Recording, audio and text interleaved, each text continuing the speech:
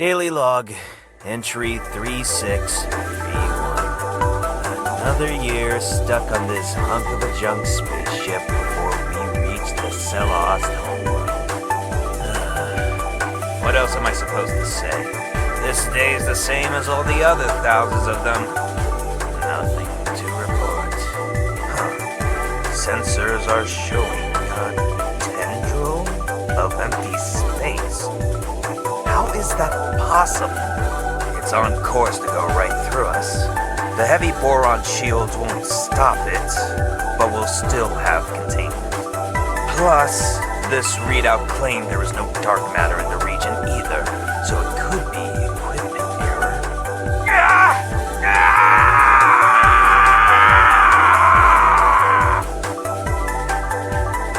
When the tendril passed through me, and only me, I was knocked out for a week and a half.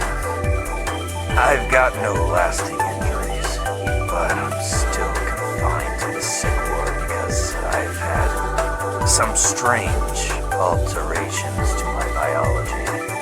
Within moments of falling unconscious, my brain swelled dramatically, causing the worst case of CSF-ophthalmia the doctor ever seen.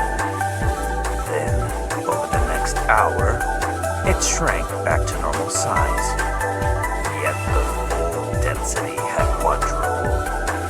Our scientists are trying to pinpoint what the cause of all this is, and if I'm in any danger. Which is again, why I'm confined here. There's one more symptom I didn't tell them about though. Ever since I woke up, I can see history. I think of a date, a time, a place, and if it happened before today, poof, it's like I'm able to remember being there, in person. At first, I thought I was nuts, but I cross-checked my memories with multiple events, and everything was exactly as it was described in the history books. Except for one thing, that is. The Celod's Emperor's role in history. Most of what's been told about him was a lie, and if his narrative's been tampered with... This is terrible. Horrible. Our history has been one giant manipulation. It's all fake. Equally as disappointing were my attempts to prove these results to my crew. Despite demonstrating my ability to see history, they still stuck to what they already knew. Maybe if I documented every timeline divergence, then they'd have to concede. Surely.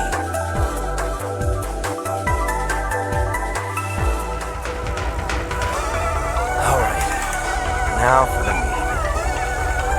If any of you are confused about the following timeline directions, I'll be happy to provide supporting evidence after the presentation. Starting off with base-level falsehoods. Everyone knows that Faye defeated Seeger single-handedly.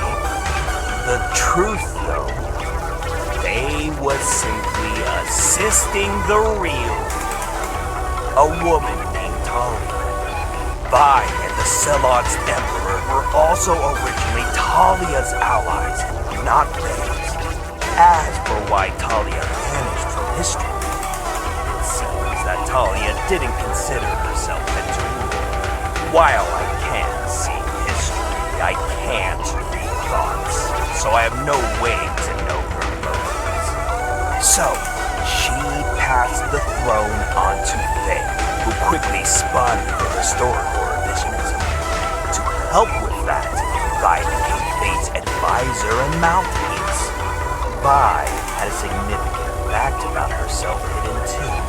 At one culture she and Seeger came from, they were married. Yes, she and Faye accomplished nearly a century of peace during their rule, but she was in love with the man who nearly destroyed us. And while I can understand why they hid the I can't understand why they did the same with the majority of their technology. In my historical visions, I can see that as early as the 1010s, they possessed tech beyond compare, beyond what we have now even. And yet, they trickled it down to us, even after Vi and Faye had long since passed. Meaning, the Celod's Emperor was behind this. I searched through history until I found out why he would stifle us so. Until I found an instance of him talking to himself, rationalizing that it was to protect us. Understandable, as humanity did have trouble adapting to the rapid societal changes brought on by Celod's and Fragment-bolstered advancements. And to his credit, the Emperor guided us well during those turbulent times, transitioning us smoothly from a theocracy to a technocracy. However, there were countless lives that could have been saved, natural disasters that could have been averted, diseases that could have been eradicated. Who were they to decide whether we were well equipped enough or not to handle what they had withheld from us? Anyways, I covered every timeline falsification I could find. All that's left is my closing statement. Despite the Emperor having been laid to rest 700 years ago, his scientocratic principles have pervaded through to today. Talia, though, forgotten, dust in the wind. Yes, while the Emperor certainly helped humanity by leaps and bounds, to ignore our true savior from what would have been an indefinite technological suppression is unacceptable to me. And hopefully, after having heard the truth, maybe we can restore her rightful place in history. Thank you for hearing me out.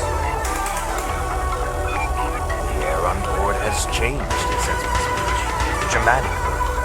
Our journey's original purpose was to show the Celods that the Emperor's efforts had made humanity into worthy allies of his people. That we were fellow scientists, driven by exploration, guided by logic, fueled by knowledge. Which, of course, we still are. Our principles haven't changed. What has changed, however, is that we no longer believe they have those same principles. With the crew's collective efforts enabling even deeper research, it became clear that the Celods had been manipulating humanity for thousands of years before the Emperor's arrival. Does this have any connection to whether the Emperor's designs for humanity were malicious? Maybe, maybe not. Does this mean he was getting orders from his leaders to guide us how they wanted them? Very likely. But most important of all, should we trust the Celods when we reach their homeworld next week? Absolutely not. Any hope of this being a diplomatic mission vanished months ago. No, we've got a new mission now. Uncover the full scope of just how deep their machinations for humanity run. And then spread that information back home, far and wide. People will probably riot and want revenge on the Celods. But as the Emperor once told us, you sow discord when you weave deception.